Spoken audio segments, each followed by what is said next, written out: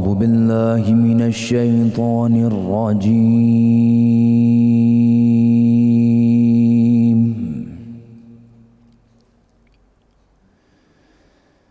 بسم الله الرحمن الرحيم.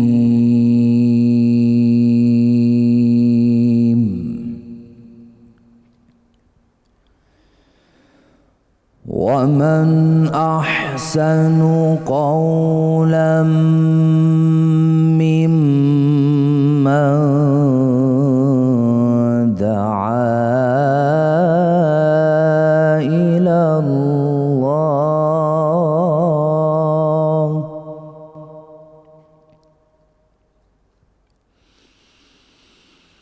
وعمل صالحا وقال إنني من المسلمين.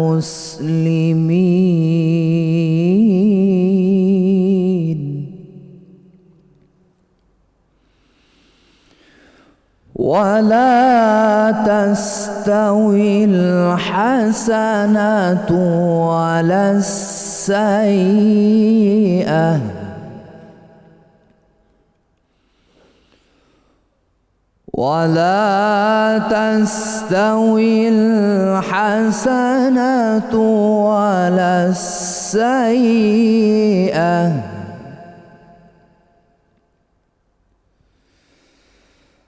ولا تستوي الحسنة ولا السيئة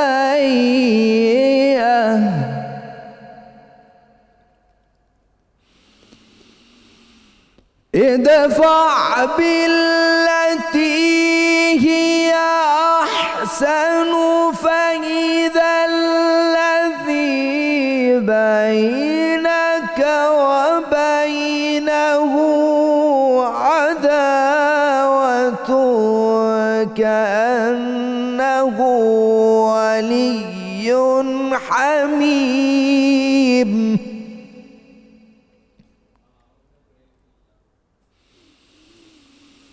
وما يلقاها إلا الذين صبروا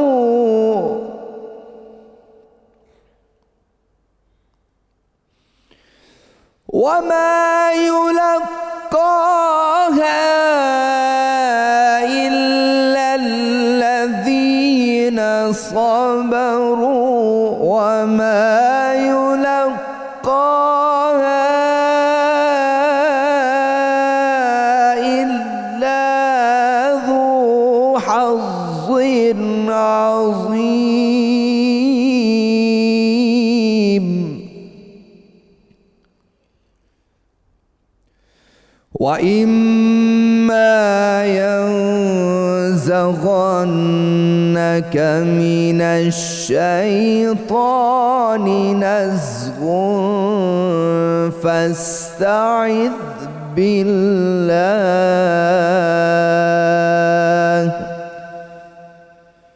إنه هو السميع العليم. صدق الله العظيم.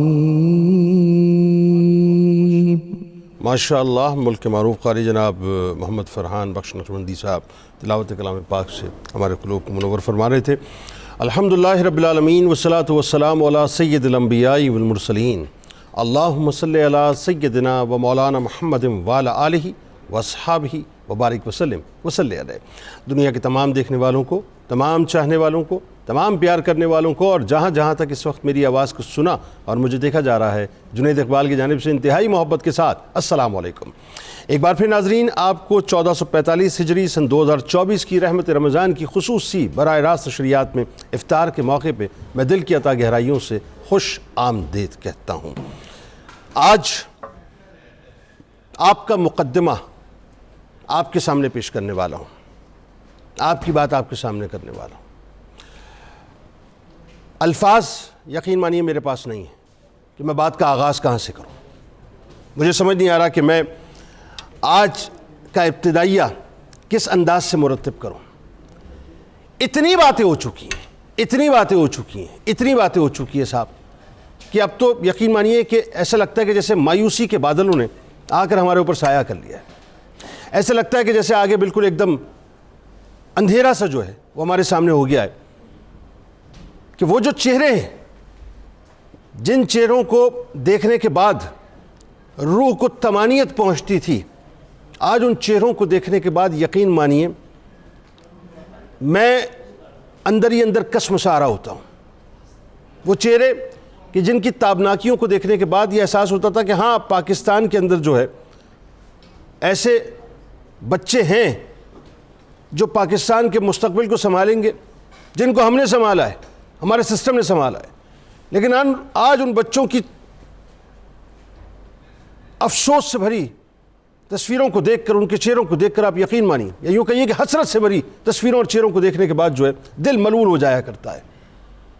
ये जो ऐवानों में बैठे हुए लोग हैं, ये जो कुर्सी इख्तिदार पर बैठे हुए लोग हैं, ये जिनके पास बड़ी बड़ी गाड़ियां हैं, बड़े बड़े बंगले हैं, 2.5 फुट ऊंची गाड़ी में रहते हैं, प्रोटोकॉल में रहते हैं, आगे पीछे उनके लाओ लश्कर होता है।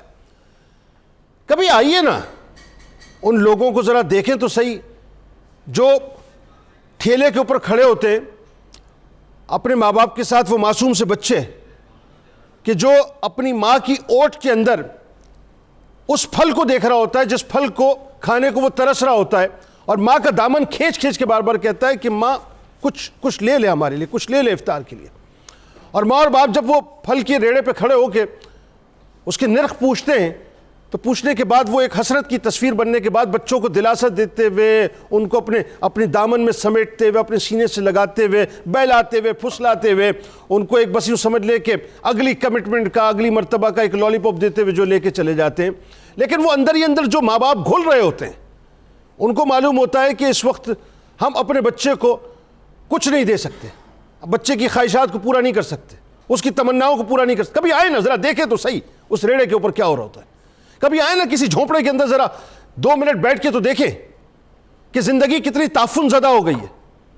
इफ्तार करने तक के उनके पास पैसे नहीं है, खजूरें बड़ी मुश्किल से मैसर आती हैं, सहरी बड़ी मुश्किल से हो रही होती है। कभी आकर देखें तो सही, कभी आकर देखें तो सही उन लोगों को कि जिनके पास जीने के लिए सांसें मौजूद नहीं है। अब वो ये तमन्ना नहीं करते कि जी उनके बच्चे शादो आबाद रहे, उनको अच्छी जिंदगी में। अब तो वो ये तमन्ना करते हैं कि या अल्लाह बस किसी तरह से ये जिंदगी तमाम हो जाए, इसका चैप्टर क्लोज हो जाए, बंद हो जाए हमारी जिंदगी की किताब, क्योंकि ऐसी जिंदगी से तो मौत अच्छी है। वो ये दुआ करते हैं माज़अल्लाह सुम्मा माज़अल्लाह। ये सूरत हाल हो गई है। कभी आए तो सही साहब, अपने हरीरी पर्दों के पीछे से निकल कर, अपने लविश लाइफ स्टाइल को छोड़ के, जरा प्रोटोकॉल को छोड़ के आइए, जरा एक आम आदमी की जिंदगी को देखें तो सही। लोग तबाह बर्बाद हो गए, मालूम है आपको, लोग तबाह बर्बाद हो गए। एक आम आदमी जिंदगी नहीं गुजार पा रहा, उसकी जिंदगी इस हद तक अजीरन हो चुकी है। मुझे बड़े बड़े ये जो माहिर मुआशियात बैठ के टीवी पे दर्ज देते हैं, 30,000 रुपए जो आदमी कमा रहा है महीने के, जो 40,000 रुपए 45,000 रुपए कमा रहा है, जो 1,000-1,500 रुपए दिल्ली की दिहाड़ी करता है, मैं आपके हाथ में देता हूं 40-45,000 रुपए। मुझे एक घर का कैलकुलेशन करके बताइए कि किस तरह से घर चलेगा। नहीं चल सकता, बिल्कुल नहीं चल सकता। देखा है मैंने शहर में कूड़े के ढेर पर 2 बच्चे लड़ रहे थे फकत एक बेर पर, फसलें काटते हुए कुछ टूटी चूड़ियां, कुछ बिक गई हैं दोस्तों गंदुम के शेर पर। बच्चियां अपनी इस्मतें बेच रही हैं, मालूम है आपको, इस्मतें बेच रही हैं। हाँ, इस्मतें बेच रही हैं। मेरी आपकी बेटियां, मेरी आपकी बहनें, मेरी आपकी माएँ इस्मतें बेच रही हैं। जी बिल्कुल इसी तरह से लोग अपने आज़ा बेच रहे हैं, लोग अपने बच्चों को फरोख्त कर रहे हैं। किस लिए? इसलिए कि उनके पास खाने को रोटी नहीं है, उनके पास इलाज के लिए पैसे नहीं है। तालीम वालीम तो बढ़ गई साहब, छोड़ दी जाए, वो तो बात ही दूसरी है, वो तो मामला ही दूसरा है कि तालीम हासिल करनी है, ज़िंदगी बेहतर होगी, ज़िंदगी पुरआसाइश होगी, ज़िंदगी में सुकून होगा। ये तो भूल जाइए आप। अभी तो बुनियादी ज़रूरत सांस लेने पर टैक्स लगा दिया आपने। बच्चों की एंटरटेनमेंट क्या है? 2 केले, 1 सेब, 1 पकौड़ा, 1 समोसा और 2 खजूरें। अरे ये भी नहीं दे पा रहे आप, ये भी नहीं दे पा रहे आप।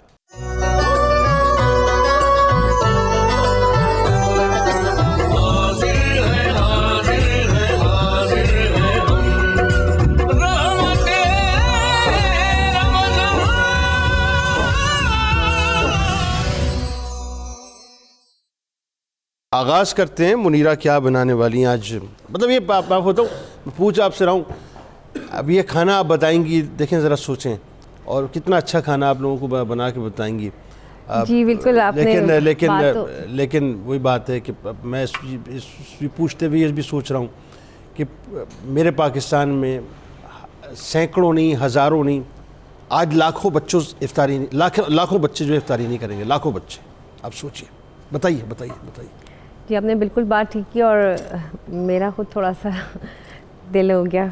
बहरहाल आगाज़ करती हूँ अपनी आज की रेसिपीज़ का। आज मैं बना रही हूँ चिकन चाउमीन, जिसमें सब्जियाँ होंगी सारी और साथ में नूडल्स होंगे, और उसके साथ बनाऊँगी चिकन मंचूरियन, जिसकी सॉस मैं यही बनाना बताऊँगी क्योंकि काफ़ी कॉस्टली बाजार से मिलती है, तो मैं बताऊँगी इसको कैसे हम बनाते हैं। जी बताइए। होममेड। सबसे पहले मैं स्टार्ट करूँगी चिकन मंचूरियन से, जिसके लिए चिकन बोनलेस मैंने लिया है, जिसको मैंने नमक, साथ में कॉर्नफ्लोर और एक अंडा लगा के इसको रख दिया है, ताकि इसको जब मैं डीप फ्राई करके निकाल लूँगी फिर इसकी एक सॉस बनाऊँगी। और इसकी सॉस के लिए जो मुझे चाहिए वो केचप है, साथ में शुगर है, साथ में इसमें सिरका है, साथ में इसमें चिली सॉस है, क्रश चिली है। इन सब चीज़ों को मैं मिक्स करूँगी और इसकी खट्टा मीठा से पानी बन जाएगा, जो कि बहुत ईजिली घर बन जाता है। बाज़ार से काफ़ी एक्सपेंसिव ही आती है, अगर आप इसको खुद घर में बनाएं तो ये बहुत ही ज़्यादा आपको लो बजट में बनती है। और इसको बना के इसका पानी मैं रखूँगी, फिर इसमें जिंजर गार्लिक को मैं हल्का सा सौते करूँगी, और जो ये सॉस है ये इसमें डाल के इसकी मैं हल्की सी ग्रेवी बना लूँगी। इस चिकन को फ्राई करने के बाद ये सॉस इसकी लैदा से होगी और ये ग्रेवी लैदा से। अच्छा, अब ये जो चिकन मंचूरियन, जो चाइनीज़ के जो भी पैन एशियन कुजीन हो गए, चाइनीज़ हो गए, इसका ये होता है कि आपने जब इसको सर्व करना है तभी आपने इसको कुक करना है। अब आप बना के रख देंगे तो ये इसका टेस्ट खराब हो जाएगा, और ओवरनाइट तो बिल्कुल भी नहीं रख सकते ना आप इसको। तो इसकी सॉस बना के मैं लैदा से रख लूँगी, जब अफ्तारी का टाइम होगा तब इन दोनों को मिक्स करके फिर सर्व करूँगी। अगर उससे पहले करूँगी तो उसका टेस्ट ख़राब हो जाएगा। और थर्ड जो है हमारी चिकन चाउमीन, ये तो कंप्लीट होगी मंचूरियन की, जो कि मैंने आपको बता दी है। इसके साथ सर्व करूँगी राइस बॉइल्ड होते हैं, और चाइनीज़ में हमेशा ही होता है कि आपके राइस अगर रात के भी हों तो वो भी आपके चल जाते हैं। इस राइस में मैं अंडे बटर में सौते करूँगी, और उसमें मैं डालूँगी हरा प्याज। आप चाहें तो उसमें मटर भी डाल सकते हैं, या उसमें आप सीजनल कोई भी फ्रूट या सब्जी वेजिटेबल ऐड कर सकते हैं। इसमें मैं अंडे मिक्स करके तो इसमें गरम मसाले का फ्लेवर दूंगी और इसका कॉम्बिनेशन हो जाएगा।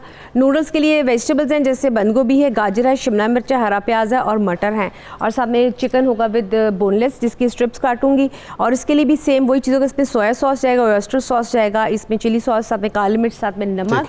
इनको सब्जियों को हम सौते करेंगे सबसे पहले, जो मैंने काटी हुई है। उसके बाद इसके अंदर हम जो नूडल्स हैं, इसको ऑयल लगा के मैंने रखा हुआ है। अगर आप इसको ऑयल नहीं लगा के रखेंगे तो आप देख सकते हैं तो ये जुड़ जाएंगे। इसमें ऑयलिंग की हुई, फिर इसमें हम इसमें मिक्स करके इसको टॉस करेंगे, और इसको आप फिर एज ए सैलड भी यूज़ कर सकते हैं। इसका पूरा एक कॉम्बिनेशन होगा इस प्लेटर के साथ। और जो हमारी फोर्थ है वो ड्रिंक है, पाइनएप्पल जूस, ऑरेंज जूस, साथ में ऑरेंज के चंक्स और हनी। इन सबको मैं मिक्स करूँगी और इसका बर्फ़ के अंदर ऐड करके इसका स्लश बनाऊँगी, और ये आज का प्रॉपर एक हमारा मील हो जाएगा खाने का। बिल्कुल ठीक है, बिल्कुल ठीक है, बिल्कुल ठीक है।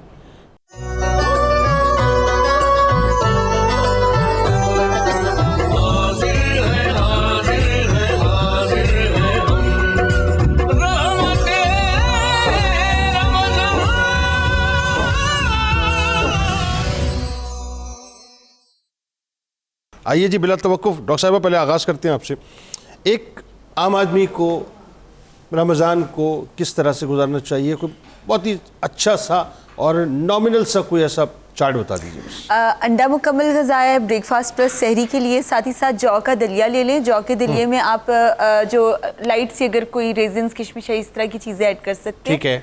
सिंपल चपाती का इस्तेमाल करें। तली हुई और मुरगन अशिया का सहरी और अफ्तारी में जो है परहेज़ रखें। और साथ ही साथ कोशिश करें कि जो आपका प्रोटीन इंटेक है वो आप लोबिया, सलाद और जो दालें हैं हमारी उसके साथ पूरा करें। ठीक है। क्योंकि हर ग़िज़ा का मुतबादिल होता है, और हेल्दी मुतबादिल उसका यही है कि प्रोटीन को उस तरह से पूरा किया जा सकता है। प्रोटीन जितना भी है वो दालों से पूरा कर सकते हैं। बिल्कुल कर सकते हैं। मतलब आप जो रेड बीन सैलेड है, वाइट बीन है, फिर पल्सेस हैं, लेग्यूम्स हैं, हमारे पास बहुत तरह की दालें।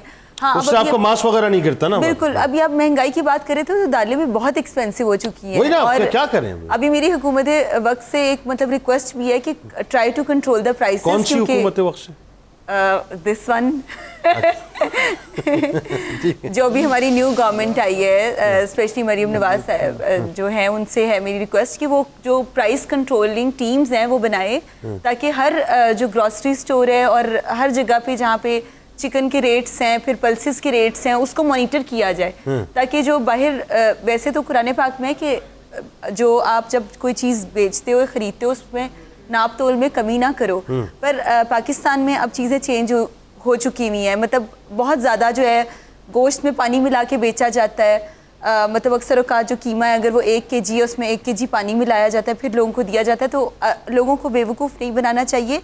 जो लोग बाहर सेलिंग कर रहे हैं, मतलब जो सेलर्स हैं, उनको भी कंट्रोल रखना चाहिए, और जो हमारी गवर्नमेंट है उनको भी अपने कितना अच्छा आपने दर्ज दिया है ना, प्रिकॉशनरी सुनने में कितना अच्छा लग रहा है, लेकिन सुनने में कितना अच्छा लग रहा है। नहीं, एडमिनिस्ट्रेशन स्ट्रिक्ट हो तो हो जाता है ना सब कुछ। जब तक इस कौम में इंजीनियर्ड ऑपरेशन नहीं होगा डॉक्टर साहिबा, कुछ भी नहीं होगा। मैं आपको बता रहा हूँ। आगाज़ करते हैं ज़रा गुफ्तगू का। मुफ्ती साहब अब ज़रा बताइए, ये जो महंगाई का तूफ़ान है, ये जो आवाम परेशान है, एक रमज़ान उन लोगों का है जो कि लेविश सहरियाँ करते हैं, लेविश इफ्तारियाँ करते हैं, और एक रमज़ान उन बच्चों का है, उन औरतों का है, उन माओं का है, उन बहनों का है, उन बुज़ुर्गों का है कि जो हसरत से जो है वो तकते ही रहते हैं कि काश हमारे घर में कुछ आए। बताइए जुनैद साहब, आज आपने जो इंट्रो दिया है और जो प्रोग्राम का उन्वान है वो हमारे अवामुन्नास के जो हालात हैं उसका अक्कास और तर्जुमान है।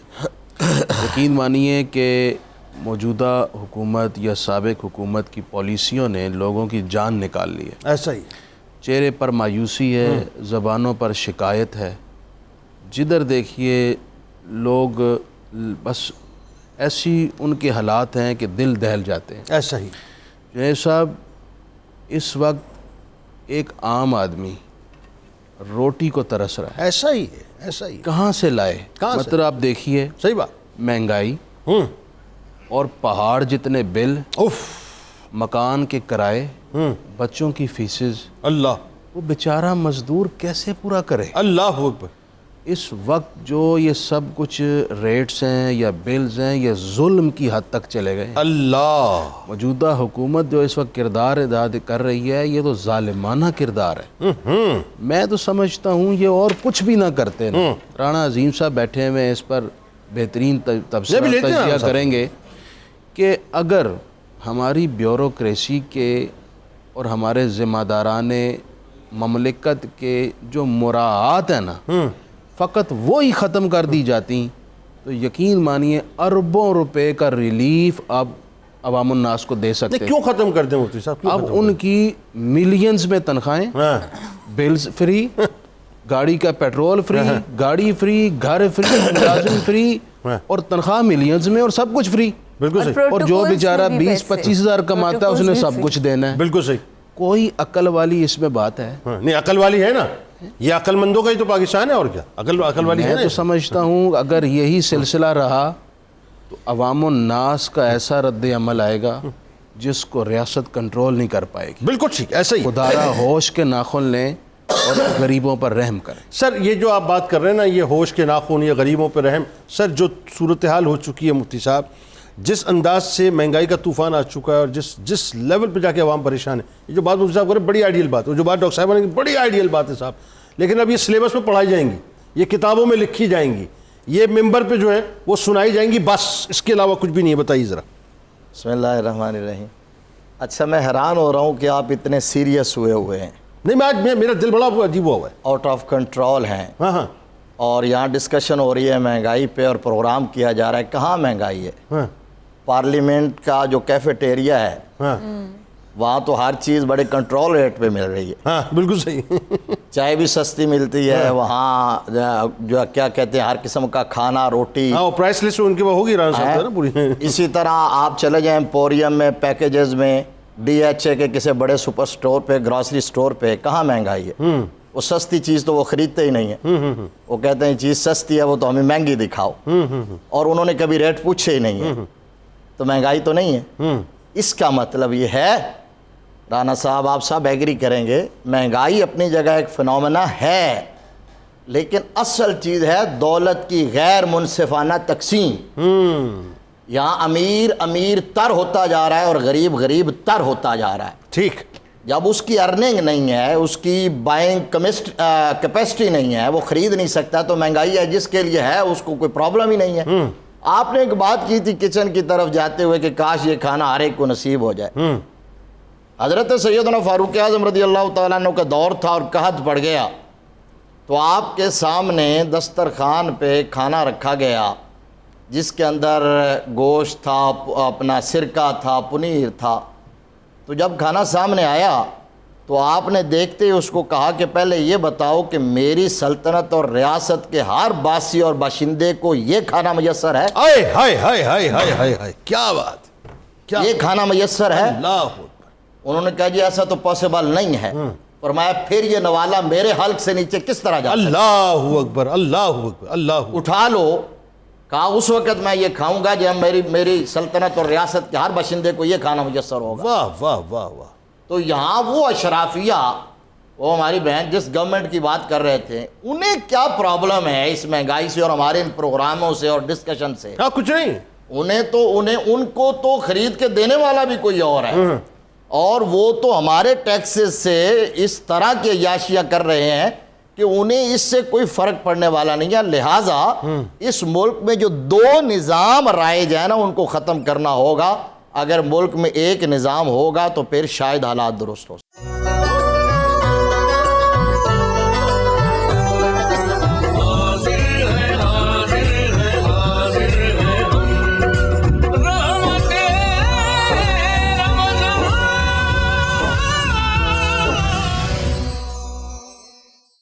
इस वक्त जो सूरत हाल बनी हुई है, इस वक्त जो एक आम आदमी बिल्कुल यानी समझ क़यामत खेजी उसके ऊपर बपा हुई है और फ्रस्ट्रेशन का लेवल वो आ चुका है। मैं आपको बता रहा हूँ, और ये बात मैंने अभी की और आप इस बात को मानेंगे मेरी, कि खुदा न खास्ता खाकम बदन वो सूरत हाल ना देखिए। लाहौर में स्नैचिंग शुरू हो गई ना, और बेइंतहा शुरू हो गई। वो हालात ना आ जाए कि लोग एक दूसरे को सड़क के ऊपर रोक के जो है गाड़ियों से उतार रहे हो, मोटर बाइक से उतार रहे हो। बिल्कुल दुरुस्त कह रहे हैं। बिस्मिल्लाहिर्रहमानिर्रहीम, अस्सलातु वस्सलामु अलैका या सय्यदी या रसूलल्लाह, अस्सलातु वस्सलामु अलैका या सय्यदी। मैं एक वाक़या सिर्फ आपको सुबह प्लीज़। आज सुबह मैं गया इफ्तारी का सामान, चूँकि एक छोटा सा दस्तरखान लगाता हूँ, ये मैं आपको हल्फन कह रहा हूँ। मैं फ्रूट मंडी गया तो मैंने वहाँ पर एक आदमी, उसके साथ दो बच्चे थे उसके। बच्चे कह रहे थे पापा ये केले ले लें। तो वो बात आदमी पता क्या कह रहा है, बेटा ये कच्चा है। उसको देख रहे हो ये क्या कर रहा है? वो क्या पापा कच्चा ये नहीं खाते? नहीं बेटा ये पेट में दर्द होगा। पापा ये सेब ले लें।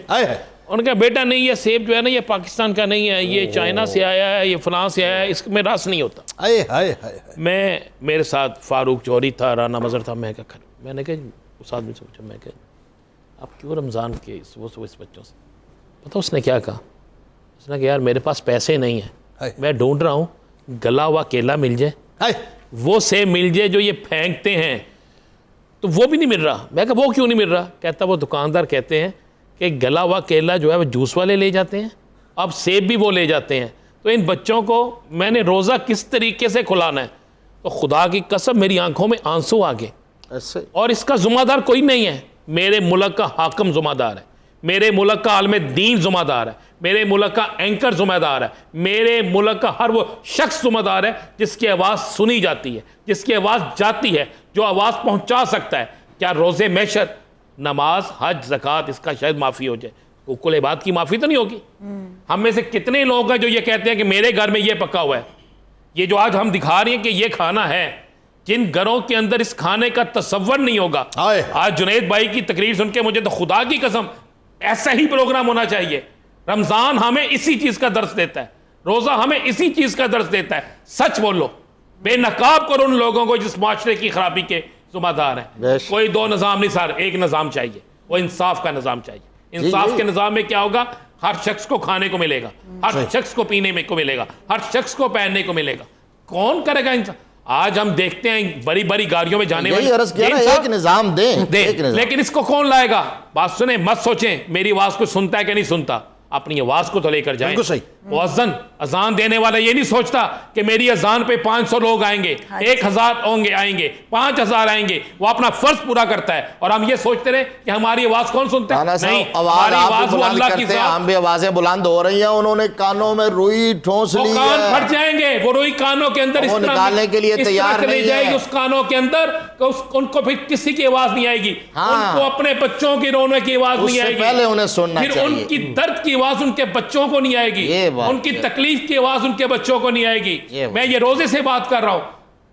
अगर अगर अगर तो इन हुक्मरानों ने होश के नाखून लेने हैं तो जाएं उस गरीब के घर में जिसके घर में सहरी भी पानी से होती है, इफ्तारी भी पानी से होती बिल्कुल है। ऐसे। ये रोज़ों में क्या दर्ज दे रहे हैं कि पूरे साल के रोज़े रखो, एक रोज़े अल्लाह को राज़ी करने के लिए, एक रोज़े इन हुक्मरानों को राज़ी करने के लिए। राणा साहब आपकी बात में एक बात ऐड कर दूं, अखबार पढ़ें, रोज़ किसी ना किसी पूरी की पूरी फैमिली की सुसाइड की खबरें आती हैं। सुसाइड की हाँ, खबर बिल्कुल खुदकुशी के वाक़ माशा बिल्कुल बहुत बिल्कुल सही कह रहे हैं आप। महंगाई की वजह से, बिल्कुल सही कह रहे हैं। बिल्स देखकर। क्यों ना मुझे बताएं, जिसका बच्चा भूख से मर रहा होगा वो बाप जिंदा रहेगा? आए है।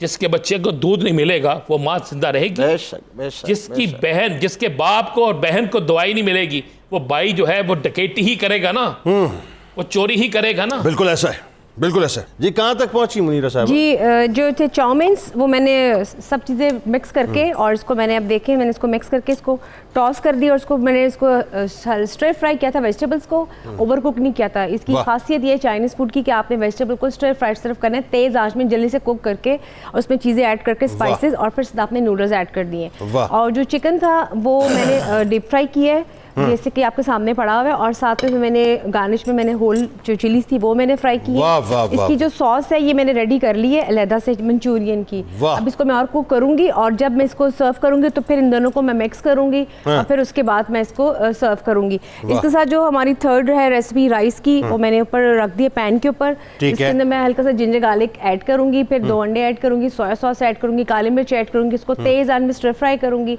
और फिर उसमें मैं राइस ऐड करके इसको टॉस करूंगी। और मेरे पास जो सब्जियां पड़ी हुई हैं जिसमें मटर है, मेरे पास हरा प्याज है और गाजर है, उनको हल्का सा मैं उस पर स्प्रिंकल करके उसको दम दूंगी। तो ये मेरा पूरा एक मेन कोर्स जो सा है खाने का, वो आप रेडी हो जाएगा। चलें चलें, बेहतरीन हो गया, बेहतरीन हो गया। डॉक्टर साहब, जो लोग ज़ाहिर है बहुत ज़्यादा ओवर डाइट कर लेते हैं रमज़ान के अंदर, या यूँ कह लीजिए कि अपना ख़ास तौर पे सहरी के मौके पे, तो उनके लिए, और दूसरा ये है कि इफ्तार में हमें बहुत ही कंपोज किस्म की इफ्तारी कैसे करनी चाहिए, 2 चीज़ें मुख्तसरन बताइए।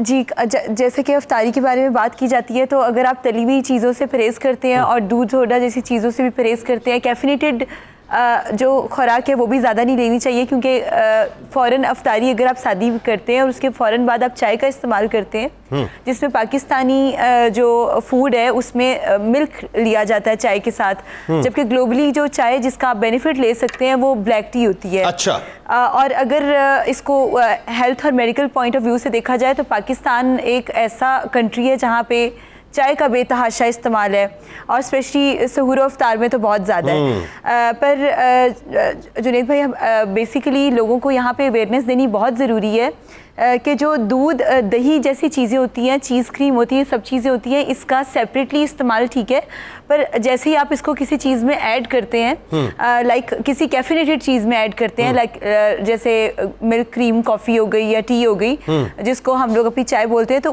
उसकी बॉडी पे आपके बहुत बुरे असरात होते हैं।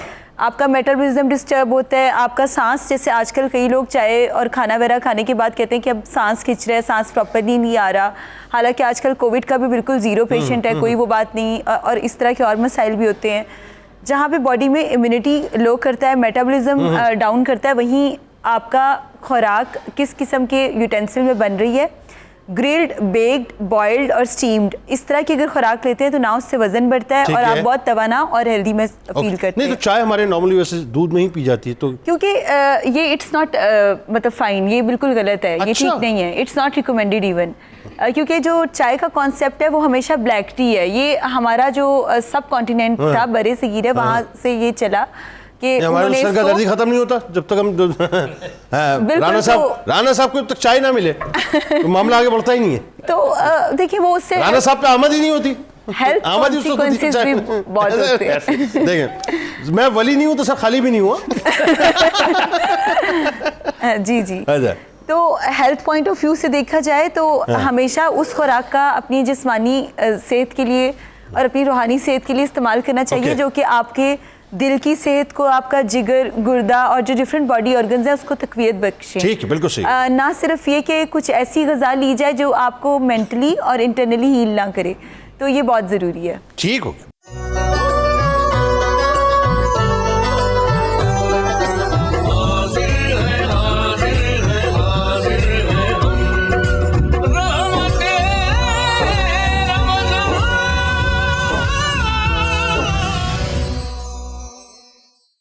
आइए साहब, अब ज़रा ये बताइए, ये जो मतलब हुकूमत के दिलदादा म्यूज़िकल चेयर के इर्द गिर्द रक़्स करने वाले, हाय माल, हाय पैसा, हाय ताकत, हाय कुर्सी, हाय हुकूमत, बात ये है साहब कि ये जो तौक लोगों की बद्दुआओं का अपने गले के अंदर बाकायदा हार की सूरत में सजाए मतलब बैठे हैं, कल क्या होगा इनके साथ? ज़रा इनकी जिम्मेदारियाँ तो बताएं थोड़ा सा।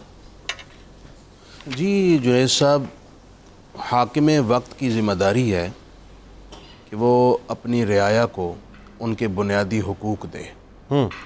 बुनियादी हुकूक में जहाँ पर हमारे यहाँ एक जुमला यूज़ किया जाता है, रोटी कपड़ा मकान, इसके साथ तालीम है, रिहाइश है, और जो भी इंसानी ज़रूरियात हैं वो मुहैया करना अपने वसाइल में रह कर, ये हाकिम वक्त का बुनियादी फरीज़ा है। ठीक है। अच्छा, जो मतलब सिर्फ प्रेस कॉन्फ्रेंसेस करना और रेटिंग स्टंट्स को इस्तेमाल करना हाकिम वक्त का काम नहीं है। दूसरी बात मैं ये अर्ज़ करूँ, हाकिम वक्त को सल्तनत चलाने के लिए हिकमत अमली के साथ तवाज़ुन रखना बड़ा ज़रूरी है। बिल्कुल ठीक है। हमारे मुल्क में बहुत बड़ी ख़राबी ये है कि हमारा मुल्क अदम तवाज़ुन का शिकार है। जैसा कि मैंने ये अर्ज़ किया कि इस मुल्क की अशराफिया और ब्यूरोक्रेसी को बेइंतहा नवाजा जा रहा है सरकारी वसाइल से, अवामी टैक्सेस से, जबकि जो टैक्सेस पे कर रहे हैं उन बेचारों को रोटी और पानी और रिहाइश के मसाइल का सामना है। तो अदम तवाज़ुन ने इस मुल्क के अंदर बहुत बड़ी ख़राबी पैदा की। बिल्कुल ठीक है। अगर ये अदम तवाज़ुन ख़त्म ना किया गया तो फिर ये मसाइल और बढ़ेंगे और ये मुल्क अल्लाह ना करे किसी ऐसे फसाद का शिकार हो जिससे मुल्क को बहुत बड़ा नुकसान पहुँचे। दूसरी एक बहुत इम्पॉर्टेंट बात यह है कि वो हाकिम वक्त जिसके नीचे अवाम भूख से मरें या ख़ुदकुशियाँ करें, जनाब, उनके सारे इस अमल के गुनाह हाकिम वक्त के सर पर आता है। ये जुमला दोबारा रिपीट कर ये तिरमिज़ी के मैं तो कहता हूँ बार बार हदीस भी रिपीट है। करते रहें। मैं फिर अर्ज़ कर देता हूँ, हाकिम वक्त के नीचे अगर उसकी अवाम में से लोग उन हुकूक ना मिलने की वजह से, रोटी ना मिलने की वजह से, रिहाइश ना होने की वजह से, बुनियादी ज़रूरियात के लिए जो हुकूमती ज़िम्मेदारियाँ थीं वो पूरी ना होने की वजह से अगर कोई अपनी इज़्ज़त बेचता है, ठीक, कोई खातून, ठीक, या कोई ख़ुदकुशी कर लेता ठीक है, या कोई भी बड़ी मुसीबत का शिकार होता है, उस सारे का सारा बोझ ठीक, हाकिम वक्त और उसकी पूरी काबीना उसके साथियों पर आयद होता है और कल क़यामत ये जवाबदेह होंगे। लिहाजा मैं ये समझता हूँ दीन ने तो, अब ये हमारी स्याह सित्ता में दर्जनों अहदीस हैं, जो ओहदा है ना हाकमियत का, इसके लिए आगे बढ़कर इसकी ख्वाहिश करने को पसंद नहीं किया गया। हाँ, अगर कोई अपने आप को अहल समझता है और वो जानता है कि मैं इसकी ज़िम्मेदारी निभा सकूँगा, फ़र्ज़ अदा कर सकूँगा, वो इसका मुतालबा भी कर सकता है। इस्लाम ने किसी भी ओहदे की तलब को डीमोरलाइज पसंद नहीं किया। हाँ, पसंद नहीं किया। अब और हमारे यहाँ तो बाकायदा ताने बाने जो हैं वो लगाए जा रहे होते हैं, तलब करने वाला उस ओहदे के लिए नाअहल करार पाता है ना। अच्छा, एक और बात मैं राना साहब बैठे हुए हैं, मैं अर्ज़ करना चाहता हूँ और मैं इदारों को ये बात सुनाना चाहता हूँ और पब्लिक को इस पर गवाह बनाना चाहता हूँ। अभी इलेक्शंस हुए हैं, कितने अरब खर्च हुए हैं? बिल्कुल ठीक है, 87 अरब से ज़्यादा खर्च। ऐसे ही गरीब मुल्क का पैसा। बताइए, मैं ये सोच रहा था इलेक्शन लड़ने वाले जो हैं वो सारे के सारे अरबपति हैं। हाँ, बिल्कुल ऐसा। ये इलेक्शन का खर्चा अगर इन्हीं में तकसीम किया जाए, हर कैंडिडेट जिसने इलेक्शन लड़ना है, इलेक्शन कमीशन फ़ीस रख दे, हर कैंडिडेट ने 10-10 लाख रुपया इलेक्शन फ़ंड में जमा कराना है जिससे इलेक्शन का इनेकाद होगा, तो कम अज़ कम ये बोझ तो अवामुन्नास के सर पर ना पड़े। अब अवामी पैसे से इलेक्शन लड़कर अपने मफादात और अपनी दौलत को बढ़ा लेते हैं और जिस अवाम के पैसे से इलेक्शन लड़े हैं वो भूखी प्यासी मरती रहती है। एक बेहतरीन कारोबार है, करोड़ों की इन्वेस्टमेंट, अरबों का नफ़ा जो है, मतलब वो चंद सालों के अंदर आपको मिल जाता है। अब ज़रा ये बताइए मुफ्ती साहब, एक बात तो ये हो गई, इसी बात को थोड़ा सा और आगे बढ़ाइए कि इस वक्त जो सूरत हाल हुई हुई है, शरीयत की रूह से हुक्मरानों की जो जिम्मेदारियाँ बनती हैं बुनियादी तौर पे, आप इन जिम्मेदारियों को कैसे देखते हैं? आप भी ज़रा अपना ओपिनियन दीजिए इस पर। मुफ्ती साहब ने जो बात बयान की थी उसको आसान लफ्ज़ों में हज़रत सैयदना फ़ारूक आज़म रज़ी अल्लाह ताला अन्हु ने एक लाइन में बयान कर दिया था, अगर फुरात के किनारे बकरी का बच्चा भी भूखा मर गया तो उमर से पूछा जाएगा। अल्लाह अकबर। और मत ये समझें, मत ये ख्याल करें कि पूछा नहीं जाएगा। हदीस गवाह है कि अगर यहाँ दुनिया में एक भैंस ने दूसरी भैंस को सींग भी मारा होगा तो क़यामत वाले दिन इसकी भी कंपनसेशन होगी। अल्लाह अकबर, अल्लाह अकबर, अल्लाह। यहाँ लोग खुदकुशियाँ कर लें, नस्लें तबाह हो जाएं, गुर्बत से मर जाएं तो पूछा नहीं जाएगा। हज़रत फ़ारूक आज़म रज़ी अल्लाह ताला अन्हु राना साहब शाम के सफ़र से वापस तशरीफ़ ला रहे थे तो जंगल के अंदर बेआबाद जगह पर एक कुटिया थी। तो पूछा कि ये कुटिया किसकी है? तो कहा जी एक बुढ़िया है, खातून है, यहाँ रहती है। तो आप उतरे सवारी से और उस बुढ़िया को जाके सलाम किया और उसका हाल अहवाल दरियाफ्त किए। तो उस बुढ़िया ने ये कहा कि आप कौन हैं, कहाँ से आ रहे हैं, किधर जा रहे हैं? तो कहा मैं शाम से आ रहा हूँ, मदीने जा रहा हूँ। कहा मदीने जाके जो रियासत मदीना का वाली है ना उमर, उसको मेरा ये पैगाम पहुँचा देना कि हुक्मरान बन बैठा है और इधर मैं भूखी मर रही हूँ। अल्लाह। तो उसको मेरे हवाल की खबर नहीं है, मेरा जिम्मेदार कौन है? अल्लाह। फारूक आज़म रज़ी अल्लाह ताला अन्हु ने कहा कि बी अम्मा कि उमर मदीना में है, आप शाम के सरहदी इलाके में हैं, ये सैकड़ों मील की मुसाफत है। उमर को क्या पता कि आप किस हाल में हैं? तो उस खातून का ईमान और जुरत देखें। उस खातून ने कहा अगर उमर को मेरे अहवाल का पता नहीं है तो मेरे ऊपर हुक्मरान क्यों है? हुक्मरान क्यों बन बैठा है? तो सैयदना फारूक आज़म रज़ी अल्लाह ताला अन्हु थर थर कांपने लगे, ज़ारो कतार रोने लगे और उसी वक़्त ऑर्डर किया कि इस बुढ़िया की ज़रूरत की तमाम अशिया प्रोवाइड की जाए और फिर कहा भी अम्मा पहले जो कोताही हो गई वो माफ़ कर दीजिएगा, आइंदा कोताही नहीं होगी। जो कुछ पहले कोताही होगी ये रोज़े माशर उसकी शिकायत। मुफ्ती साहब हज़रत उमर फ़ारूक रज़ी अल्लाह ताला अन्हु के दौर में ये एक बुढ़िया शाम की सरहद के ऊपर मदीने पाक में तशरीफ़ फरमा हज़रत उमर बिन ख़त्ताब रज़ी अल्लाह ताला अन्हु को पुकारती है और उनका इंकिसार और सरकार अलैहिस्सलाम की ग़ुलामी का जो तौक़ उनके गले में है वही उनको कहता है कि वो इसी अंदाज से ट्रीट करें, ये हुक्मरान का ट्रीटमेंट होना चाहिए। यहाँ तो पाकिस्तान में लाखों बी अम्माएँ हैं जिनको इस वक्त खाने को नहीं मिल रहा है। तो जरा मुझे बताइए क्या होगा आगे जाके? यही अर्ज कर रहे हैं कि यहाँ बूढ़ी औरतें, बेवाएं, यतीम, मस्कीन वो सिसक रहे हैं, इंसानियत दम तोड़ रही है। यहाँ चौकों चौराहों पे सिग्नल क्रॉस करना मुश्किल हो जाता है, इतने भिखारी हो गए।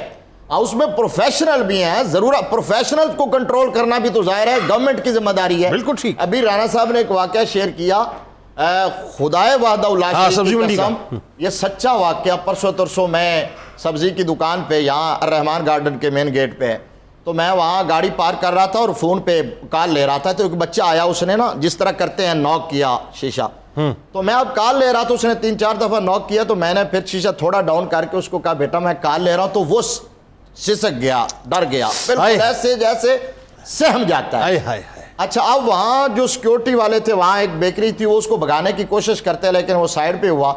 अच्छा, मैं जब कार लेके गाड़ी से उतरा, मैंने जेब में इधर उधर देखा तो मेरे पास कोई भी पैसे नहीं थे, टूटे हुए। तो मैंने उसको कहा बेटा अभी टूटे हुए पैसे नहीं थे, मैं ठहर देता हूँ। अच्छा, वो रोड पे खड़ा हुआ, मैं सब्जी की दुकान पे जाते जाते मैंने ऐसे पलट के देखा तो उसके आंसू यहाँ तक उसके कपड़े भिगो चुके थे। अल्लाह अल्लाह अल्लाह अल्लाह, मेरा कलेजा फट गया। ऐसे लाइन बनी हुई थी उस बच्चे की, और वो छोटा सा यंग बच्चा, कोई मेरे ख्याल है 10-11 साल उम्र होगी, और वो मुझे बार बार कह रहा था कि मेरा बाप बीमार है। वो कह रहा था मेरा बाप बीमार है, घर में खाने को कुछ नहीं है, बाबा की दवाई के लिए पैसे नहीं है, और बड़ा बड़ा सुथरा बच्चा लग रहा है। मैंने फिर वो सब्जी वाले से पहले पैसे कुछ पकड़े, अभी उसको पे करने थे, मैंने कहा ये दो, और उसको दिया, उसके सर पे हाथ फेरा और उसको भेजा। लेकिन मैं मुतमईन नहीं हुआ कि इससे उसका क्या बनेगा। कुछ नहीं बनेगा। वो बेचारा क्या कौन कौन सा दरवाजा खटखटाएगा।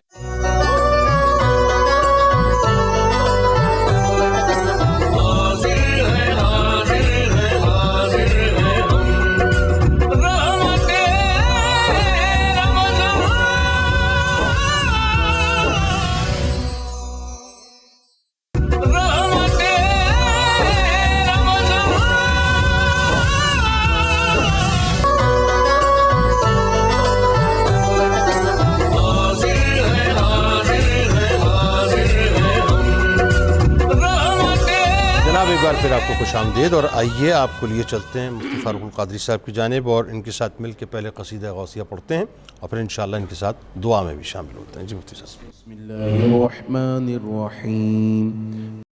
अल्लाहुम्मा सल्लि अला सय्यदिना व मौलाना मुहम्मदिन मअदिनिल जूदि वल करमी व आलिहि व बारिक व सल्लिम। या शाह जीला या शाह जीला या शाह जीला या शाह सक़ानिल हुब्ब कासातिल विसाली फ़क़ुल्तु लिख़मरती नहवी ताली सअत व मशत लिनहवी फ़ी कुऊसिन फ़हिमतु बिसुक्रती बैनल मवाली फ़क़ुल्तु लिसाइरिल अक़ताबि लुम्मू बिहाली वदख़ुलू अंतुम रिजाली वहुम्मू वशरबू अंतुम जुनूदी फ़साक़िल क़ौमि बिलवाफ़ी मलाली शरिबतुम फ़ज़लती मिन बअदि सुक्री वला निलतुम वत्तिसाली मक़ामुकुमुल उला जमअ वलाकिन मक़ामी फ़ौक़कुम मा ज़ाल आली अना फ़ी हज़रति तक़रीबि वहदी युसर्रिफ़ुनी व हस्बी ज़ुल जलाली अनल बाज़ी वशहबु कुल्लि शैख़िन व मन ज़ा फ़िर रिजाली उतिया मिसाली कसानी ख़िलअतन बितिराज़ि अज़्मिन व तव्वजनी बितीजानिल कमाली व तलअनी अला सिर्रिल क़दीम व क़ल्लदनी व अतानी सुआली